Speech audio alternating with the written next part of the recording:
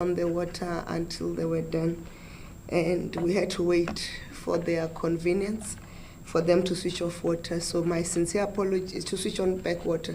My sincere apologies. The arrangements were not made with myself as a tenant to be there. My support team tried to make sure that the water is it's switched back on time, but I think that's the challenges of the tenants. And we are providing a post-cabinet briefing for the meeting of cabinet that took place yesterday until last night, an 8-hour cabinet meeting, which took place on the 29th of November 2023, on issues of the economy, on logistics. Cabinet welcomed measures and plans to put in place by Transnet, to resolve the backlog in the ports, Durban and Richards Bay in particular. Transnet is making intensive efforts to mobilize equipment such as cranes from all over the world to ensure a successful execution of its implementation plan.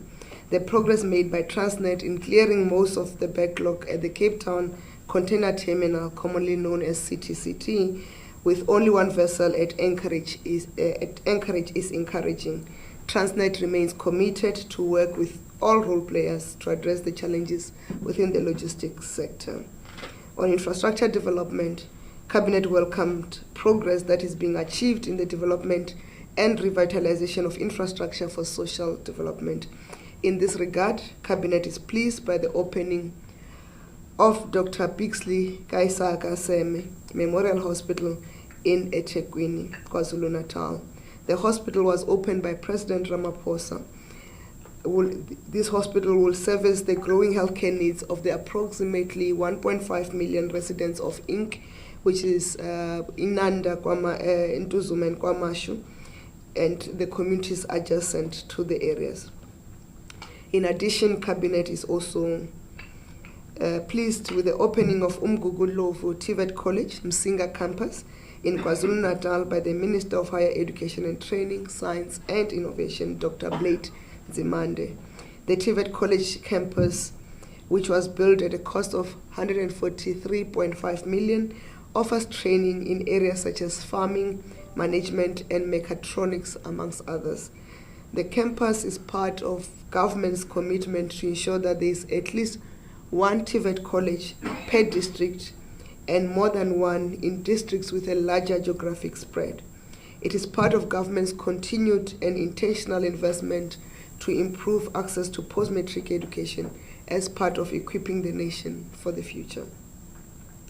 Tourism. Cabinet also welcomed the opening of the Nelson Mandela Cruise Terminal by the Mediterranean Cruise Company, known as MSC, in a public-private partnership with Transnet. The MSC invested approximately 296.7 million in the construction of the new terminal, with an additional 30 million earmarked for expansion of the terminal.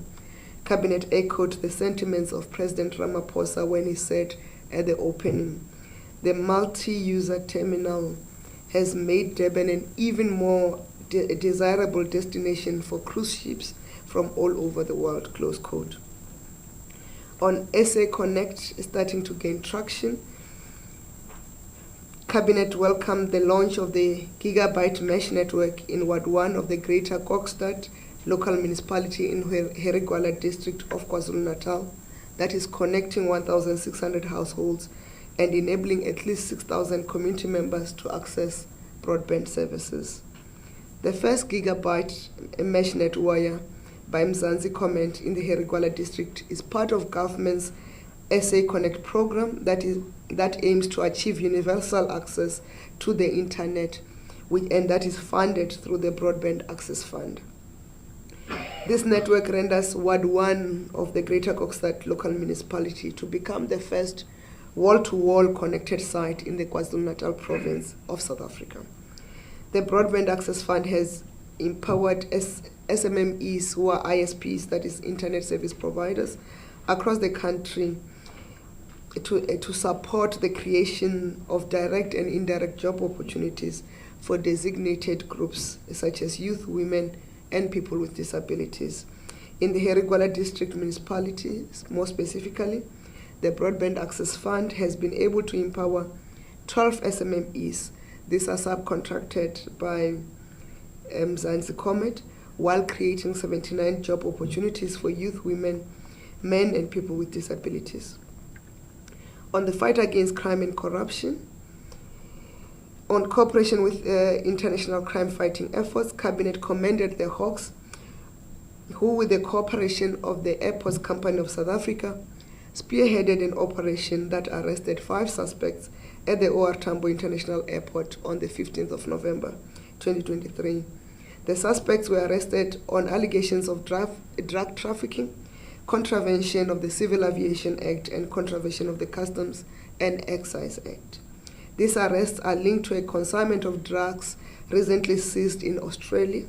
The drug seizure abroad was positively linked to suspects in South Africa, resulting in the arrest of 2 suspects employed by AXA, 2 suspects from Menzi Aviation, and 1 from Swissport. On the Rand-Dollar currency exchange rate collusion, Cabinet received a briefing from the Competition Commission and National Treasury on the case of the Rand-Dollar currency exchange rate collusion. In particular, the Competition Commission provided an update on the cases currently before the courts, as well as concluded settlements with Citibank NA and Standard Chartered Bank. Cabinet support the important work of the Competition Commission that the Competition Commission is doing in this case, and noting actions in other jurisdictions on the cases involving the Rand and US dollar currency trading collusion. Cabinet urges respondent banks currently facing prosecution in our courts to cooperate with local authorities as they did with our foreign counterparts. On dealing with gender-based violence and femicide as a pandemic, Cabinet has reaffirmed the need to prioritize the implementation of the National Strategic Plan of dealing with the second pandemic of gender-based violence and femicide. Cabinet further noted progress that has been made on interventions of the National Strategic Plan that are driven through the 6 pillars of 1, extensive legal reform, 2, support for survivors through the provision of toolkits at police stations, 3, psychology and social services, 4, the establishment of GBVF Response Fund, which commits both government and private sector to fund the fight against GBVF, 5, support for Tutuzela and Kuseleka care centers, which are providing vital service for GBV survivors, and last but not least, the economic empowerment of women. Government will continue with consultations with various sectors to mobilize a whole of society approach to dealing with gender-based violence, including localizing the National Strategic Plan using the District Development Model approach for implementation at a ward level. In this regard, Cabinet applauded the successful co-hosting of the 3rd African Union Men's Conference on Positive Masculinity in Leadership to End Gender-Based Violence against women, to end violence against women and children with the Republic of Comoros in Pretoria from the 27th to the 28th of November 2023.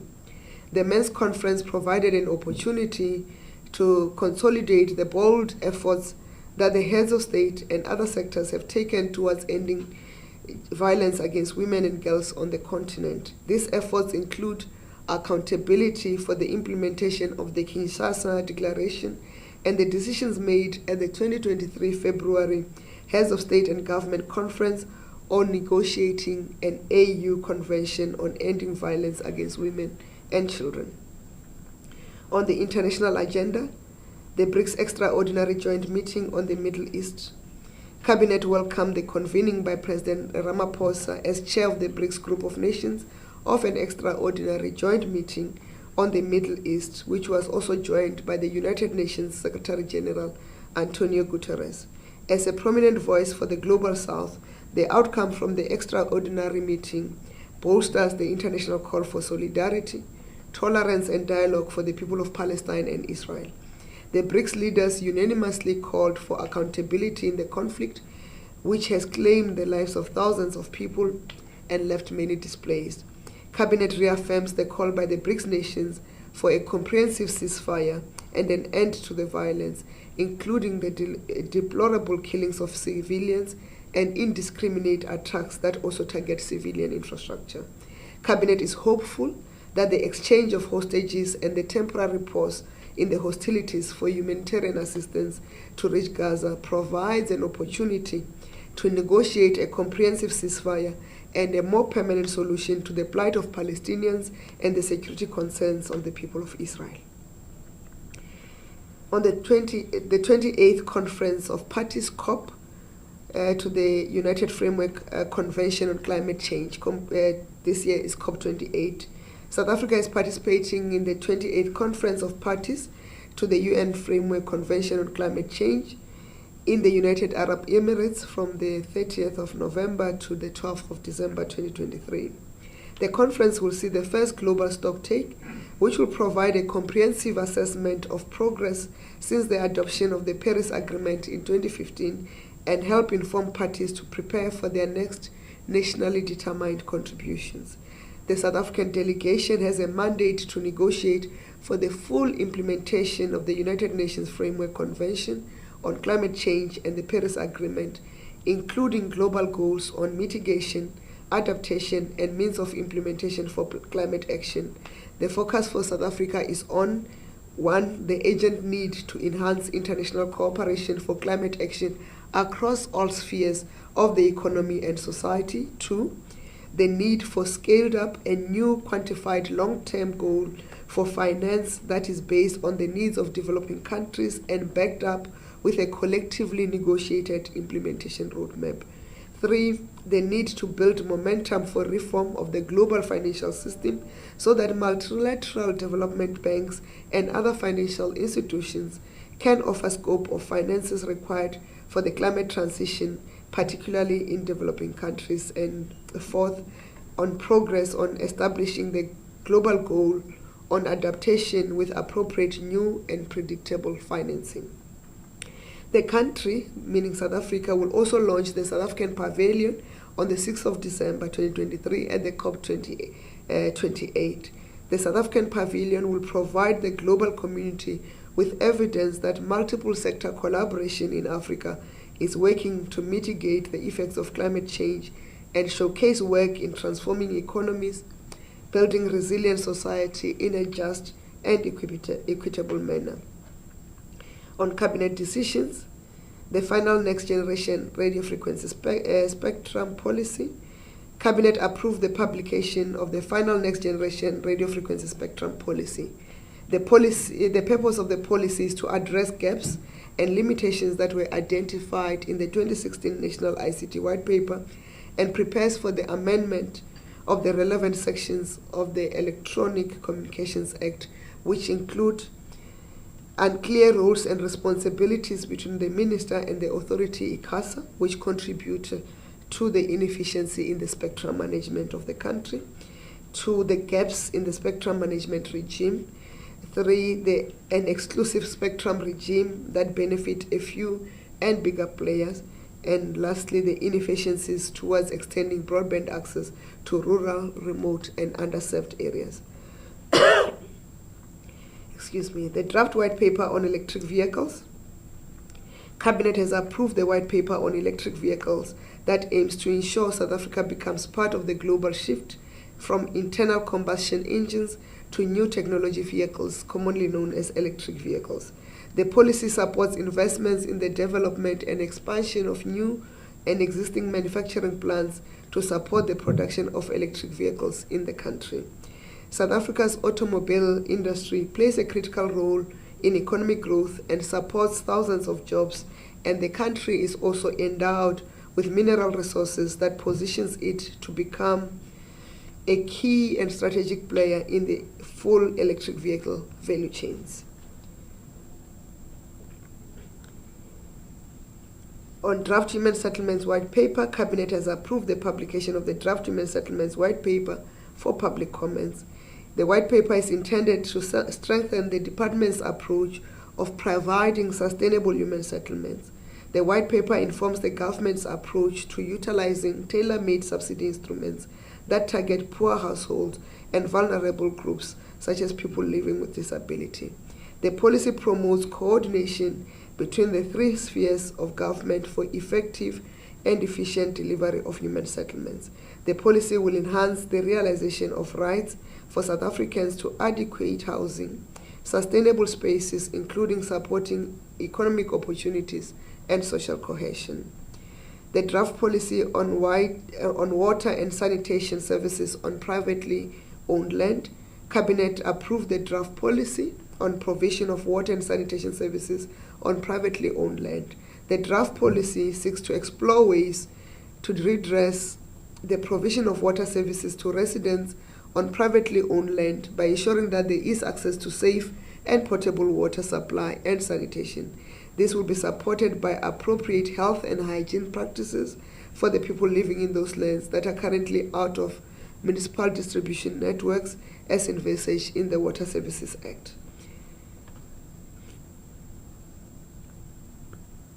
The revised white paper on families. Cabinet has approved the revised white paper or policy on families for implementation. The policy seeks to foster well-functioning families which are loving, peaceful, safe, stable, and economically self-sustaining. The policy views the family as a key development imperative and seeks to mainstream family issues into government-wide policy-making initiatives to foster positive family well-being and overall socio-economic development in the country. The white paper on families emphasizes the point that healthy families are the foundation of strong communities and societies. The paper knows that families are best placed to fulfill their role in society when they function in an enabling and supportive environment. The government will implement the white paper on families in collaboration with civil society, NGOs, research institutions, and other social partners.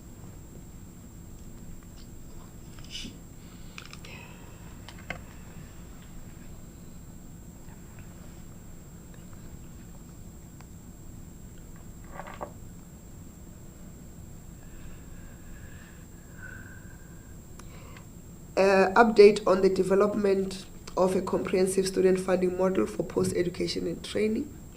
Cabinet received an update on a comprehensive student funding model for post-education and training that seeks to provide funding for children commonly known as the missing middle. The Minister of Higher Education and Training, Science and Innovation will provide an in-depth briefing on this. The funding will cater for both undergraduate and both postgraduate courses, who meet the missing middle criteria, which is a range of 300,000 to 600,000 rands per annum annual income of their families. And that the details will be provided by the Minister of Higher Education and Training. And the intention is to make sure that we leave no one behind and ensure that those children who are children of nurses, administrative officers, police officers, soldiers, and other people in low earning jobs who do not qualify for a straight National Student Financial Aid Scheme can then be supported through the new scheme. The details of how to be implemented will then be provided by the Minister responsible for higher education, training, science and innovation. On the bills, the first bill is the bill on the repeal of the South African Airways Act. Cabinet approved the submission of the draft bill for the repeal of the South African Airways Act to Parliament. The purpose of the bill is to repeal the South African Airways Act of 2000, which will enable the completion of the acquisition of a strategic partner, thus giving effect to the 2019 Cabinet decision to reposition SAA and bring in a strategic partner to the state-owned company. Although SAA is acquiring a strategic partner who will take majority shareholding, government will remain a significant shareholder in the company. The revised gas amendment bill, Cabinet approved the publication of the revised gas amendment bill for public comments. The bill seeks to align the gas industry to, amongst others, new transportation technologies of natural and unconventional gases that are not catered for in the current Gas Act of 2001. The amendments will also align South Africa's gas sector. Cabinet approved the amendment of the draft marriage bill, the submission, of the draft marriage bill to Parliament. The bill gives effect to the white paper on marriages in South Africa, which was approved by Cabinet in March 2022. The bill sets South Africa on a path of a Single Marriage Act or single marriage regime that also respects religious and traditional belief systems. The bill seeks to ensure that all marriages are concluded in accordance with the principles of equality, non-discrimination, and human dignity as provided for in the Constitution of the Republic. The bill outlines measures to prevent unions such as child marriages and those done without the consent of the other party. The draft One-Stop Border Post Bill. Cabinet has approved the One-Stop Border Post Bill for submission to Parliament. The bill seeks to give effect to the relevant international legal instruments relating to trade facilitation, movement of persons and goods, and the establishment of the one-stop border post. It also authorizes agreements on one border post arrangements. Pension Funds Amendment Bill. Cabinet approved the submission of the Pension Funds Amendment Bill to Parliament. The bill proposes amendments to the Pension Funds Act of 1956 so to provide for the implementation of the two pots retirement system that will restructure retirement contributions to flow into two pots, with one pot being preserved until retirement and the other pot enabling pre-retirement access. Some of the provisions contained in the bill are that it will enable pension fund members to access a percentage of their pension fund before retirement. Electoral Matters Amendment Bill. Cabinet approved the for submission the Electoral Matters Amendment Bill for submission to Parliament. The bill amends the Electoral Act of 1998 and the Electoral Commission Act of 1996, the Electronic Communications Act of 2005, and the Financial Management of Parliament and Provincial Legislature Act of 2009. This is done to make provision for the election of independent candidates to the National Assembly and provincial legislatures. The bill also amends the Political Party Funding Act of 2018 to provide for the regulation of the private and public funding of political parties and the independent candidates who are contesting elections. On appointments,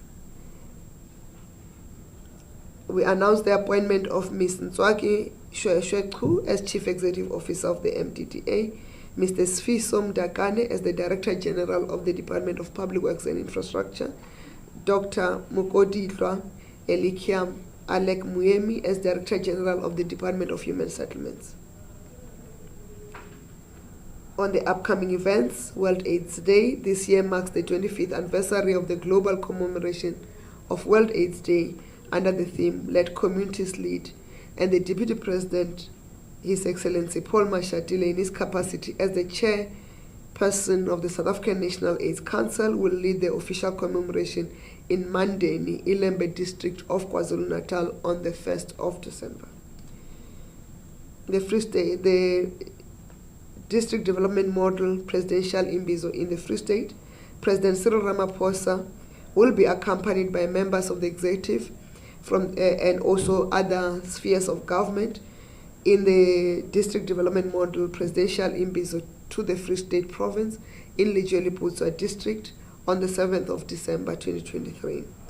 This is the 11th District Development Model Presidential Imbizo of the 6th Administration. The aim is to provide feedback and reflect on the achievements and commitments from the first round of the Presidential Imbizo. The International Anti-Corruption Day. South Africa will join the world in commemorating International Anti-Corruption Day on the 9th of December 2023. The fight against corruption is a major priority of government, which is dependent on the involvement of citizens and all sectors of society. Cabinet called on everyone to join the fight to ensure a corruption-free society. By working together, we can ensure that those who are corrupt have no place to hide. 2024 International Cricket Council Men's Under-19 Cricket World Cup. South Africa will host the 2024 ICC Men's Under-19 Cricket World Cup on the 20th of January to the 11th of February 2024. This comes after the ICC shifted the World Cup from Sri Lanka to South Africa a move taken on a very short notice before the event, but which is a sign of confidence on the ability of South Africa to hold World Cup events of such magnitudes. It is another vote of confidence to us that we are able to host the events seamlessly, and we are ready to host them indeed. On congratulations, Cabinet extends its congratulations and well wishes to Ms. Nomsa Ntshavheni on her appointment as the new CEO of the SABC, and also to the winners of the various categories in the country's second National Presidential SMMEs and Cooperatives Awards of 2023.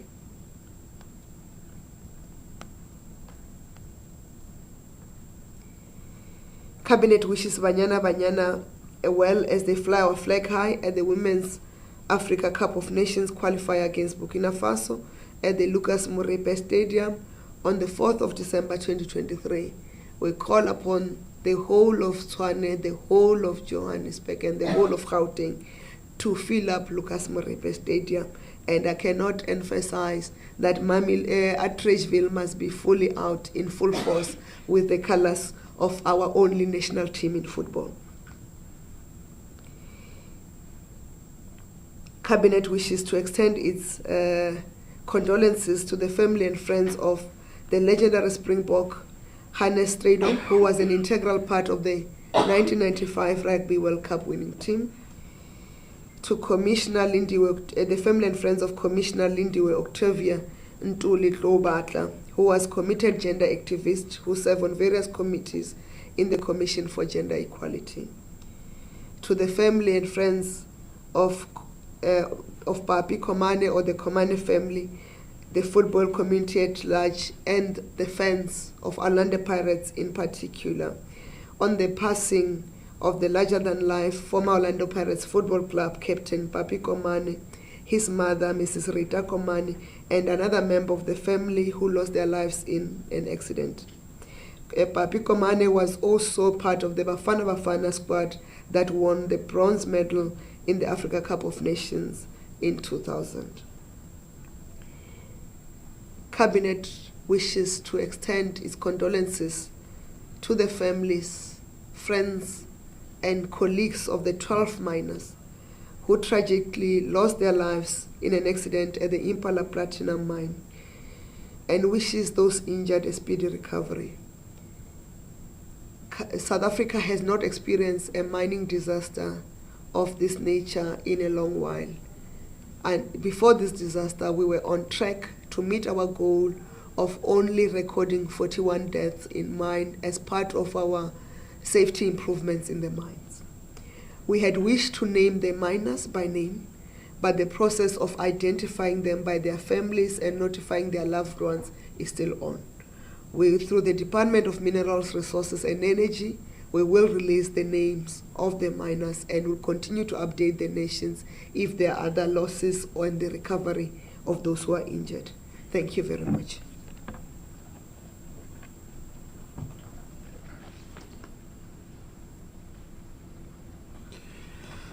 Thank you very much, Minister, for the comprehensive post-cabinet briefing statement.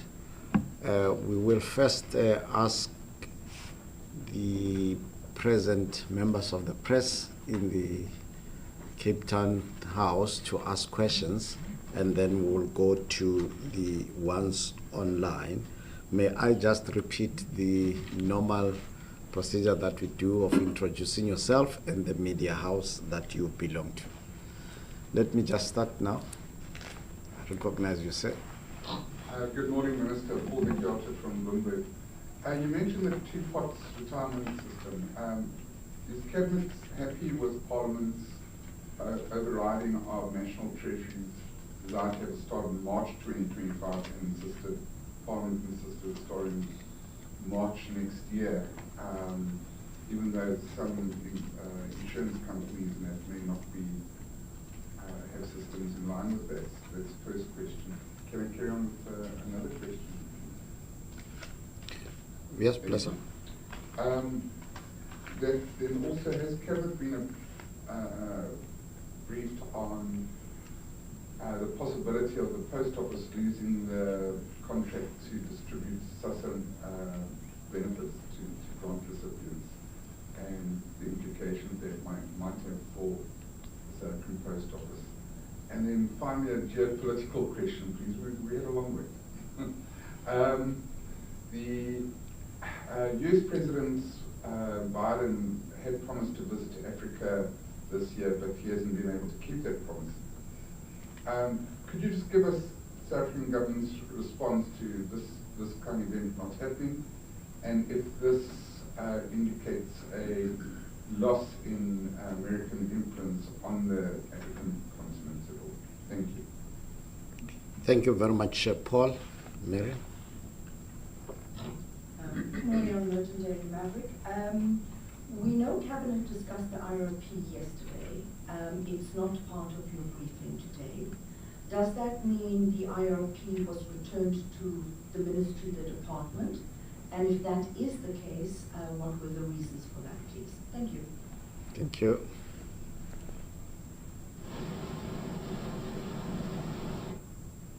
Maybe try to use another mic. I think there is sound feedback on that one. Lula Mabaja, SABC. Minister, firstly, did the Cabinet discuss the media reports about VW leaving South Africa? And also if the Minister concerned has engaged the automobile sector about the impact of load shedding? Secondly, what would be your response, Minister, to reports or allegations that Hamas is in the country, the presence of Hamas in the country? Will that not affect relations of South Africa with other countries, considering that they are regarded as terrorists? And lastly, yesterday the former Chief Justice Mkhweng had an interview with SAFM where he said that he believes that President Ramaphosa should have disclosed the CR17 donation. Your comments on that? Thanks. Thank you very much, colleagues. Minister, we might give you the opportunity before we go for questions online.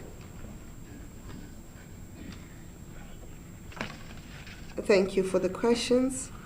The first one was on the Parliamentary Committee overriding the two ports approach of Treasury. What we have indicated as Cabinet is that we have approved the implementation of the two ports. It's between Treasury and their committee to find each other on the commencement date and the implications, and they continue to engage each other. But we were briefed on the system that it also encourages saving where we in a country where we don't have a very good savings culture. And of course, we as Cabinet expressed gave other inputs on the improvement of that scheme with global comparators. And on the question of the Post Office losing grant distribution, Post Office does not distribute grants. It is the Post Bank that distributes grants but uses the facilities of the Post Office. But you remember that the Post Bank and SASSA, they're part of the government family. They will find each other, and the Post Bank, I'm sure they are working to make sure that they do not lose that important contract because of the weaknesses or challenges confronting the Post Office at the moment. And actually, when we talking about the comprehensive funding model of the post-school and education, post-school and training fund, part of the things that the Department of Higher Education and Training and Innovation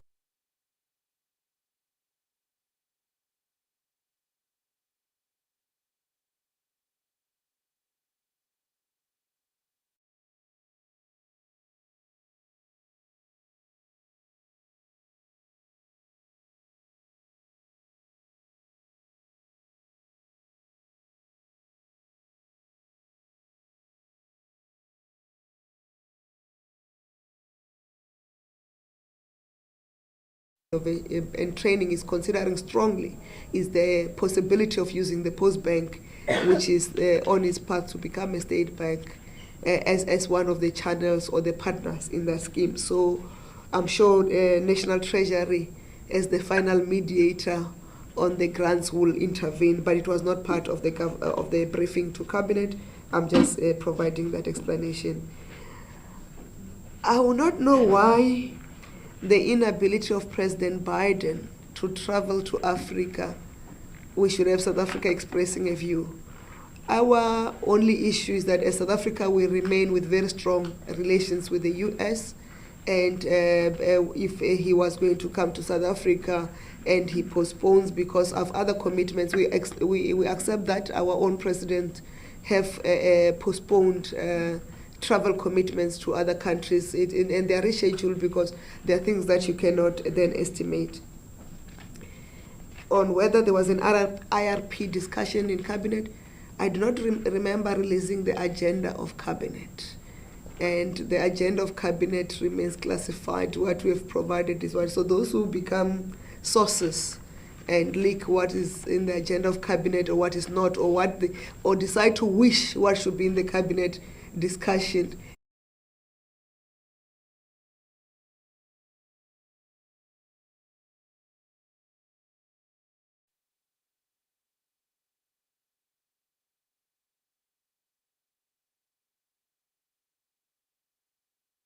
it is their problem. You'll have to go back to them. Where we are, we've tabled what Cabinet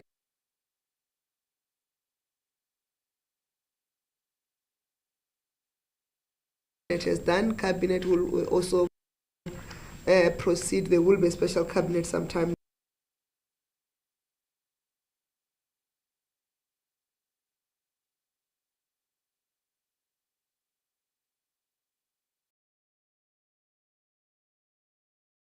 next week to conclude the outstanding work, so that when we close the calendar year and go to holidays, there's nothing that is outstanding. On VW leaving South Africa, the impact of load shedding, we as a country we've acknowledged, as government we've acknowledged that the load shedding is impacting on the manufacturing sector. There was no specific briefing on VW leaving South Africa, and Minister responsible for trade, industry and competition engages very strongly with the automobile sector. You recall in the announcement we have announced the approval of a policy on electric vehicle and the engagement with that sector. When you go through that policy paper, you'll see part of the proposals is the incentive schemes to keep, not only keep the current automobile investors, but also to expand into new factories for the electric vehicles. On the president or the presence of Hamas in the country, and they are regarded as terrorists, I do not recall the UN classification of Hamas as terrorists, and we are not tracking the presence of individuals in the country. We don't know of a Hamas office in South Africa, so I can't say there's Hamas, there's no Hamas. We don't have that type of evidence, but there is no UN declaration that classifies Hamas as a terrorist organization. You recall when organizations are classified as terrorist organizations, they must be done so by the United Nations. Otherwise, the ANC would have been declared a terrorist organization because the apartheid regime had called the ANC a terrorist organization. On the comments of former Chief Justice Mogoeng, they are unfortunate because he had a minority judgment on that, and it's unfortunate that he wants to rule from the grave and express a view from the grave. Thank you very much. Thank you very much, Minister. We have several questions also from online. Others are related to some of the responses that you have given, Minister, but for record purposes, we will record them. We have a question from Lise Katandwa of the Mail and Guardian. I think it's on the Hamas delegation to the country. But what she continues to ask is that will government have any bilateral meetings or engagement with the delegation. Second question from Tando Maeko of Business Day, also on the Hamas delegation, but she further indicated that they are here to attend the 5th Global Convention of Solidarity with Palestine. Will any representatives from the South African government be meeting with them? If so, what is the agenda for the meeting? The second question from Tando again, how much humanitarian aid has the South African government been able to send to Gaza during the Israeli-Hamas temporary ceasefire? Anton Meager from Pretoria FM, did Cabinet discuss the further steps that will have to be taken with regards to the possible closure of the Israeli embassy following the passing of the motion in Parliament last week? Will the minister be willing to disclose her own personal performance assessment results? The other question is from Antoinette Slabert of Rapport. Will there be another opportunity this year for Cabinet to approve the appointment of the ESCOM CEO? Is the appointment still on track to be made this year? The last two questions, Tando Maseko from Business Day again. How can one get hold of the white paper on electronic vehicles? But I think that one is administrative. The last one for this round, Minister, is from Siphelele Dludla of the Business Report. His first question is, did the meeting between the government and business earlier this week discuss the economic impact of load shedding and logistical challenges, and what were the outcomes of this? The second one is, what is the Cabinet's position on the ongoing retrenchment and business closures as a result of electricity supply constraints and weak economic growth? These are the first batch of questions from online, Minister. Thank you.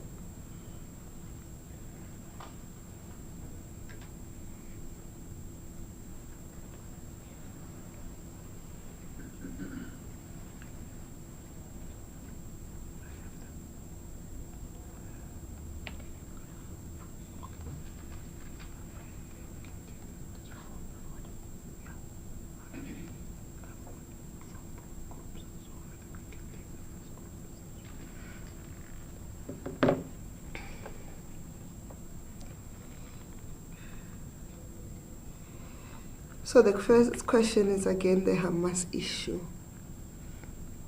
We're not in the business of tricking anyone. You have said they're here to attend a conference. That conference is not a government conference. So I don't know how government must account for people who are coming to attend private conferences that are hosted in the country, and to then say it's one group or the other. So I don't think there's much other value I can extend. If they meet with government, we will announce, but so far we have no schedule of meeting with them.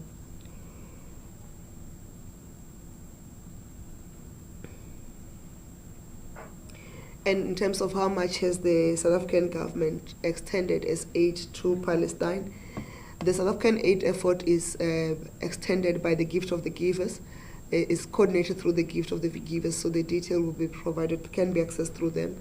If you recall, the Gift of the Givers lost a member of their Gaza head office, I think in the last couple of weeks, in the attacks in the Gaza.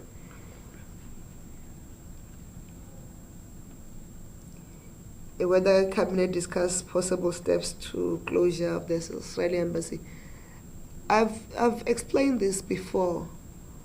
Cabinet has not decided to close the Israeli embassy. And you'll recall in terms of the South African system that we've got a separation of duty of powers, a segregation of powers between the judiciary, the executive, and Parliament. Parliament can give guidance in terms of those matters that are in the purview of of cabinet, and cabinet will have to decide within its areas, having considered all matters that are at play. And we have not had the discussion. And remember, I had indicated that we are not in a hurry to have that discussion as yet.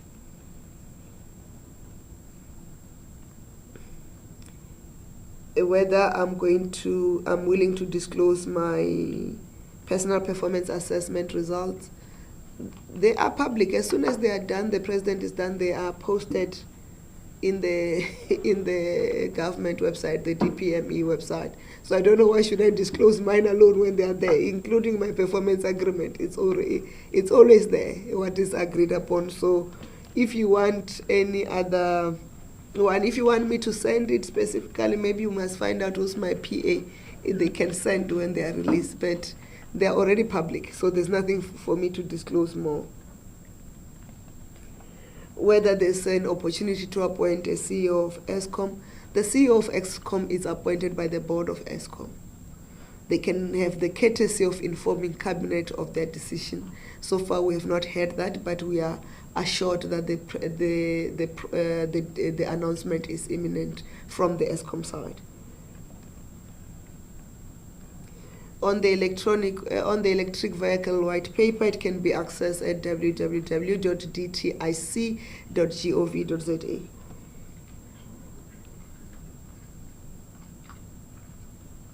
Whether the meeting between business and government, we've discussed the impact of load shedding and also the logistics crisis. The agenda of that meeting, and that is not classified, is to deal with the work of NICOM in terms of the electricity stabilization and security, to the national logistics plan, which Transnet is going to announce its implementation plan, and we are going to consider and release the national logistics roadmap as a policy guide to the working of the logistics sector and the recovery of the logistics sector.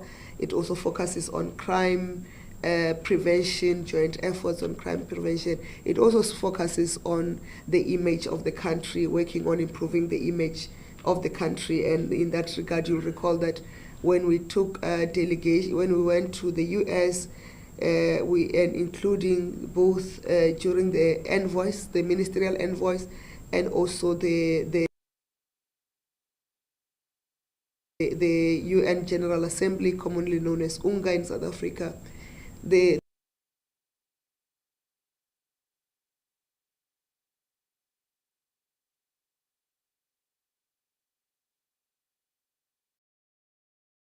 was a business delegation that went with us.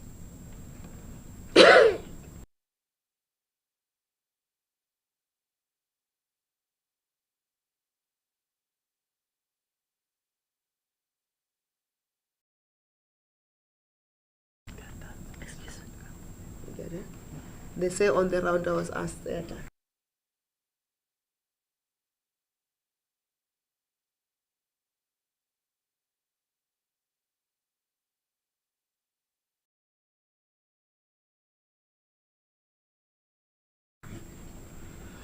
No, thank you very much, Minister. I will then take the last.